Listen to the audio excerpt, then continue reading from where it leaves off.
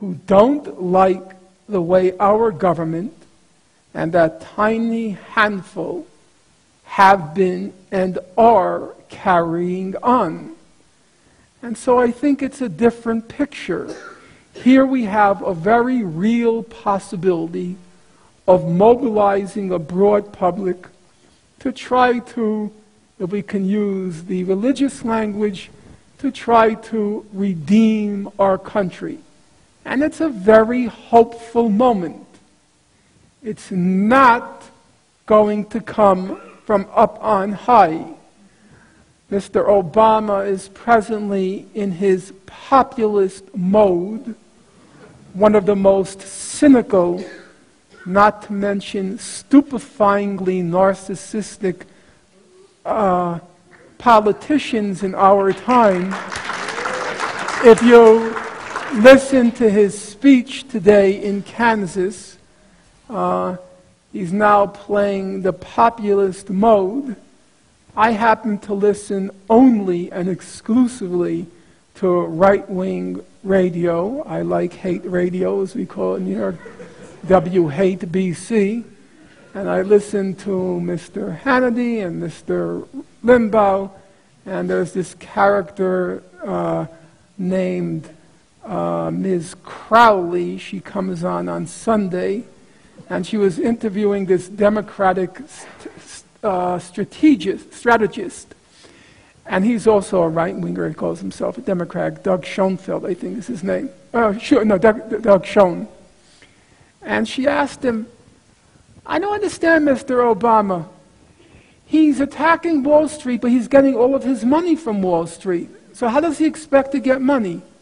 And this guy says, it was probably the only true thing that came out in that particular program, actually the only true thing that comes out of the whole station. He said because his whole tactic is he winks at Wall Street and says, guys, you know I have to say this to get elected. After I get elected, it's back to business as usual. We're not going to get anything from them. It'll be back to business as usual if this particular cynical tactic works. But from the American people, I'm pretty hopeful now. It's a wonderful thing that happened with the Occupy movement. The young people are really very inspiring, deeply inspiring. You see 22-year-olds who are 22 going on 40. They speak with such maturity, such intelligence, such commitment. It's a deeply moving sight. But I don't think that can really be said in Israel. In Israel, it's really a very tiny minority, and they're the first to tell you they're a tiny minority. If you ask Gideon Levy or Mira Haas, do they represent anyone in Israel? They'll tell you no. Is the Achilles heel the loan guarantees? That's often raised, that if those $10 billion in loan guarantees could be revoked, Israel would be forced to. No, I don't think so. Israel is a wealthy country. You know, it's now ranked, I think, something like the top 18 countries in the world in terms of living standards. If you look, Forbes magazine, about, I think it was last year, it did a survey of how happy people feel in various countries. And in Israel ranked its population as the 8th happiest country on earth. Yes, it's true, they're very happy. It's a very good life for most of them. It's a very good life.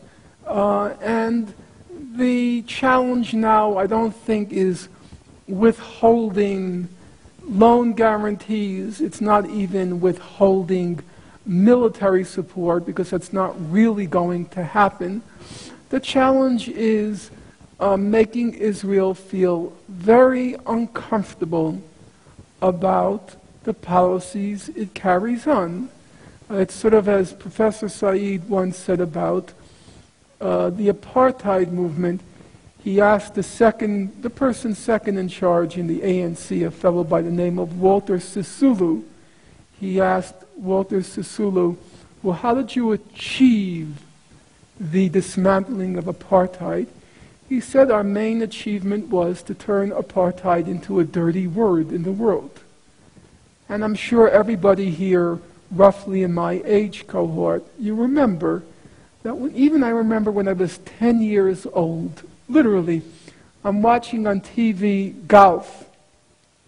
And there was a team on TV, some of the older people will remember, it was Arnold Palmer and Gary Player. They had a TV program. How many people remember Arnold Palmer, Gary Player program? Oh yeah, actually quite a few. It was a popular program. And they would say, Arnold Palmer, everyone loved Arnie. And Gary Player, and they would say, he's from South Africa.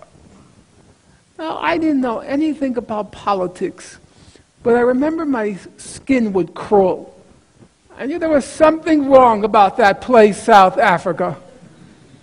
And I didn't like Gary Player. He was a handsome young man, and he seemed perfectly charming, and he was teamed up with Arnie, but I don't like him. There's something wrong with that South Africa place. And that's kind of what we have to do. We have to convey the message such that every Israeli feels it, that we don't like what's going on. And also, it's true, to some extent, we have to show that their bread is no longer going to be buttered. And if your bread is not buttered, you very quickly get into line. How that exactly works, I can't say. I think, it's a formula for organizers, and I confess to my limitations. I'm not an organizer. But I do believe something that would be very useful now is if we organize a good lobby in Washington, a lobby under the simple slogan, enforce the law. And if you travel the country as I do, this audience is not really representative of it, but the college students, what are called the SJPs, the Students for Justice in Palestine, and the MSAs, the Muslim Student Associations, they're filled with really very remarkable, very impressive, very smart, very energetic young people. And I think you get them in Washington, you get them on Capitol Hill, they'll do internships from their universities. I think they can give the lobby a run for its money. I think it would be a very exciting development because the lobby has never felt an opposition.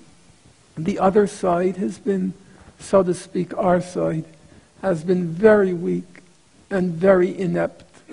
I think a good lobby armed with those powerful weapons, which I do think are powerful, I'm sort of old-fashioned, the weapons of truth and justice, I think they can get places. Okay, it's true, like Chris says, a lot of Congress is corrupt. But there are a lot of people, maybe, who just don't know what's going on. They really do only hear one side. And then there is another category of people who do know, but since they're not confronted with the other side, they're not really shamed. And you can shame or embarrass them. So there are those who are genuinely ignorant, who genuinely buy the propaganda. There are those who haven't been confronted in such a way as to embarrass them and shame them. I don't know how big a number that is, I confess. But I think if we put together a good lobby, we may discover that there are quite a lot of people there who we can win. It's a struggle, but I think it's a struggle that's now winnable. Times have just dramatically changed, and most people in this room seem old enough to know that. 20 years ago, Israeli Defense Force members, they used to be paraded on college campuses, and they were celebrated by Jewish students for their heroism, and they were fighters which American Jews surged with pride at the thought of. Nowadays, the campus Hillels, they drag these Israeli soldiers on college campuses, but not to be celebrated as fighters, but to try to convince the Jewish students that they're not war criminals. It's very different. And the truth be told, they're not convincing anyone. In fact, if you look at the meetings as I have, very few Jewish students even show up. It's usually nearly an empty room. There is a vacuum there waiting to be filled, and I think we can fill it. If we're both principled and reasonable, and we have to also be reasonable, or we're not going to win many people. One of the problems that those of us who care about creating a just solution face is the deterioration in the Palestinian leadership itself. The first story I covered in 1988 on the West Bank was the Jordanian withdrawal, and the Israelis were celebrating the removal of the dreaded King Hussein. Then they made war against that East Jerusalem aristocratic class, Faisal Husseini, discrediting, marginalizing them.